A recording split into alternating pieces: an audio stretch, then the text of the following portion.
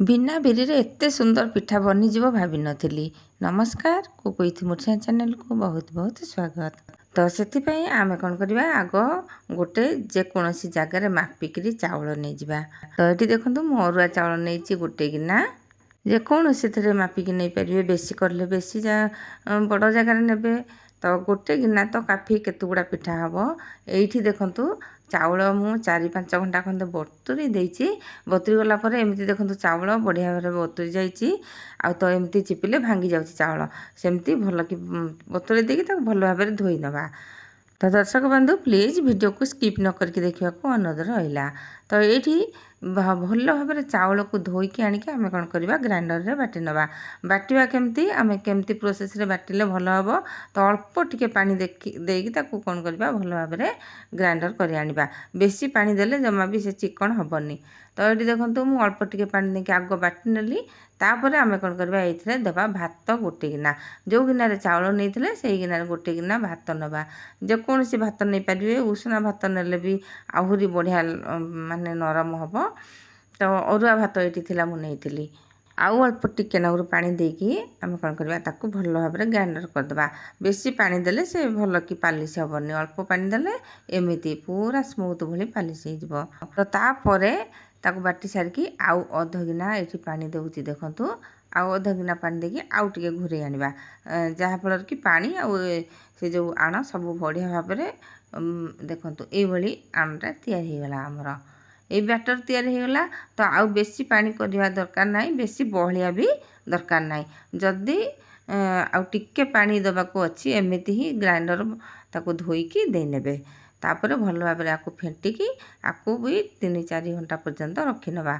Fully जीव टिके नाई तो सेमिति माने गोटे घंटा 2 घंटा पर भी करें। जदि गोटे 2 घंटा पर करेंगे टिके इनो पकईदे बहुत बढ़िया भाव में फुल। आउपाई आम कौन करवा आग चटनी गोटे बन ना।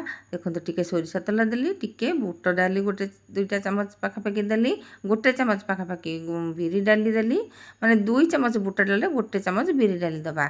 तापर एठी किछि रसुण को से पकेली गोटा रसुण से रसुण फ्लेवर बहुत बढ़िया लगे। आदा खंडे भी हाफ इंच अदा ताप काटिकी देली गोटे लंका जी लंका राग खाइबे चटनी आपनकर जी राग दरकार से राग ने। तापर एमती पियाज खंडे को माने बड़ पियाज थिला तादर खंडे नहीं कि पकईदेवा। पियाज बेसी जमा भी लाल करवानी एमती जमी अधा अधा हो बिलाती पकईदेवा।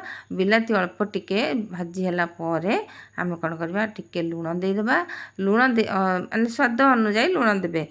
तापर टिके घोरेदेवा 2-3 मिनिट पर्यंत एमती घोरे नवा कारण बिलातीटा आम सीझीज पियाज भी भल भाव सीझीज आउ एमती देखो पूरा तार कलर केमती चेंज हो जाऊँगी सीझीगला ये नहीं आसवा आणिकी ग्राइंडर रे थंडा है ग्राइंडर करदे। यहाँ देखिए ये जो चटनीटा बहुत ही बढ़िया लगे पिठा सहित खाइबा हो कि रुटी परोटा सहित खाइबा भी बहुत बढ़िया लगे ये चटनीटा। प्लीज दर्शक बंधु यदि चैनल को सब्सक्राइब करना प्लीज सब्सक्राइब करना जहाँफल कि मुझे जो वीडियो पकई पुणी आपरे सर्वप्रथम पहुँची पार। ये देखूँ भल भाव तो से बाटी आनिली चटनीटी तापर टिके सोरिष तेल टिके सोरिष पकईकी भेसुंग पत्र पकई फुटेकी चटनी पकईदेले तार टेस्टा आहरी बढ़ीज। तापर ये देखूँ मु 4 घंटा पाखापाखि एमती आण को रखीनेली तापर देखूँ टिके फुली जाइए। तो एबे आमे आकु पिठा करवा। ये देखो आणटी एमती ही थी बेसी पानिया नुह कि बेसी काठुआ नुह। तापर ये लुण पकईदेवा लुण पकईकी भल भाव में घाटी नवा।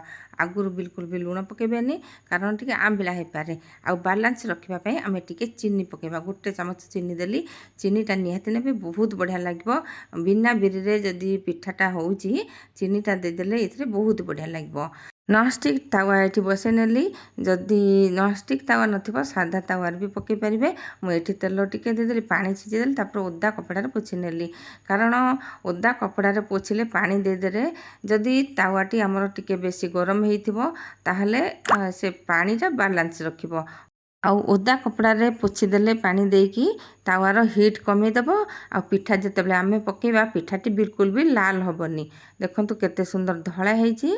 तापर ये आम तेल टिके देकी आउ गोटे पिठा मु बन नेली तेल भी देदेबा जदि तेल चाहूँ पकईबे नहले ना किंतु सोरिष तेल देकी जदि पिठाटा करदेबा आहरी टेस्ट आसबो।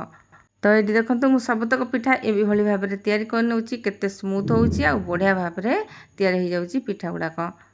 ଯଦି ଘରକୁ କୁଣିଆ ଆସିଯିବେ କିମ୍ବା ପିଠା ଖାଇବାକୁ ଇଚ୍ଛା ହେବ, ଏମିତି ଚକୁଳି ଖାଇବାକୁ ଇଚ୍ଛା ହେବ, ଦେଖିଲା ବେଳକୁ ଘରେ ବିରି ନଥିବ, ତ ବିରି ନଥିଲେ ବି ଏମିତି ସୁନ୍ଦର ପୁରା ନରମ ନରମ ପିଠା ହେଇପାରିବ। ଆଉ ଏଇ ପିଠା ସାଙ୍ଗକୁ ଯେଉଁ ଚଟଣି ହେଇଛି ନା, ଏ ଚଟଣି ସହିତ ପିଠା ପୁରା ଜମିଯିବ। ତ ଦର୍ଶକ ବନ୍ଧୁ, ଆଜିର ରେସିପି କେମିତି ଲାଗିଲା ନିଶ୍ଚୟ କମେଣ୍ଟରେ ଜଣାଇବେ। ଆଉ ଲାଇକ୍ ଗୋଟେ ଦେବାକୁ ଜମା ବି ଭୁଲିବେନି। ଆଜି ପାଇଁ ରହୁଛି। ଜୟ ଜଗନ୍ନାଥ।